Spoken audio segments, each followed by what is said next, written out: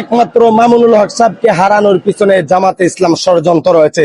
আল্লামা মামুনুল হক সাহেবকে যে সংসদের মধ্যে দাঁড়িয়ে উনি পাশ করতে পারেন নাই, এটার মধ্যেও জামাতের একটা ষড়যন্ত্র রয়েছে।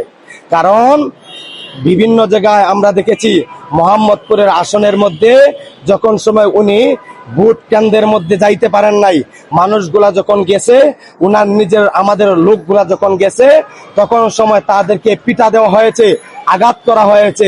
এই বিষয় নিয়ে মাদ্রাসার ছাত্র এবং আল্লামা মামুনুল হক সাহেবের প্রতীক রিস্কা মার্কার আমাদের সৈনিকরা যখন এই ইউনিয়নের মধ্যে দৌড়াচ্ছে, তখন সময় পিটা খাচ্ছে, দৌড়ানো হয়েছে, কিন্তু তখন সময় জামাতের কর্মীরা দেখা যায় নাই। কিন্তু বিভিন্ন ইস্যুর মধ্যে যখন মিডিয়ার সামনে দেখা গেল যে মামুনুল হক সাহেব বক্তব্য দিয়েছেন এবং আমাদের রাজনৈতিক দল এই খেলাফত মজলিসের বিভিন্ন ওলামায়ে কেরামরা রাজনীতি এবং বক্তব্য দিয়েছেন, কিন্তু দেখা যায়নি কাকে? জামাত ইসলামের কোন রাজনীতিবিদ এবং ডক্টর শফিকুর রহমান সাহেব এদের পক্ষে কথা বলেন নাই। তাহলে সুস্পষ্ট বার্তা বোঝা গেল কি? একমাত্র মামুনুল হক সাহেবকে হারানোর পিছনে জামাতে ইসলাম ষড়যন্ত্র রয়েছে। না হয় মামুনুল হক সাহেব সেই বাংলার জমিনের 98% মুসলমানদের হৃদয়ের স্পন্দন, সেই মামুনুল হক সাহেবকে ফ্যাসিস্ট শেখ হাসিনা বাংলার জমিনে দমায় রাখতে পারে নাই। 1 বছর 2 বছর নয়, 13 সাল থেকে 26 সাল পর্যন্ত এই মামুনুল হককে দমাইতে পারে নাই, আহমদ শফিকে দমাইতে পারে নাই, বাবনুরকে দমাইতে পারে নাই, নূর হুসাইন কাসিমকে দমাইতে পারে নাই। বর্তমানে বাংলাদেশের আল্লামা মামুনুল হক সাহেবের সাথে যে জামাতে ইসলাম যে কাজটুকু করেছে, এটা আসলে একটা নিন্দনীয়। তাদের এই কাজে বাংলাদেশের মধ্যে সুস্পষ্ট বার্তা আমাদের কাছে মেসেজ পৌঁছে গেছে।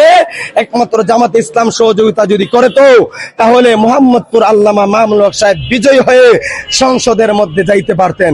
কিন্তু এটাও নাস্তিক পাড়ায় জানে এবং বিভিন্ন রাজনীতিবিদরা জানে, যদি আল্লামা মামুনুল হক সংসদের মধ্যে ঢুকে, যেই মামুনুল হক সাহেব এই শেখ হাসিনার চোখে চোখ রেখে কথা বলে, চোখের সাথে আঙ্গুল তুলে কথা বলে, এমন সাহসিকতার প্রভাবশালী হয়ে বাংলার জমিনে রাজনীতি করেছেন, ইসলামের মানবতা নিয়ে কাজ করেছেন, এই আওয়ামী লীগ সরকারও টিকতে পারে নাই।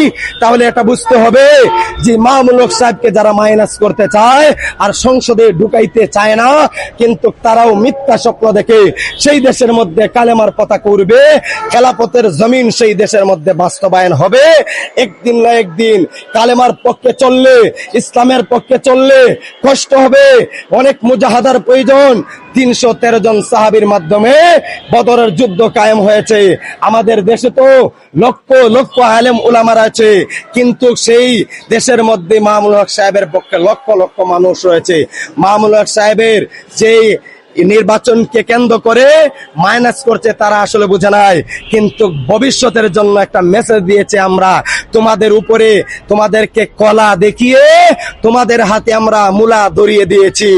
এইভাবেই বাংলাদেশের বিভিন্ন রাজনীতিবিদ করেছে, কিন্তু সামনে উলামায়ে কেরামরা আগামী নির্বাচনের আগেই একতাবদ্ধ হয়ে বাংলাদেশের মধ্যে খেলাফতের মজলিস কায়েম করবে ইনশাআল্লাহ।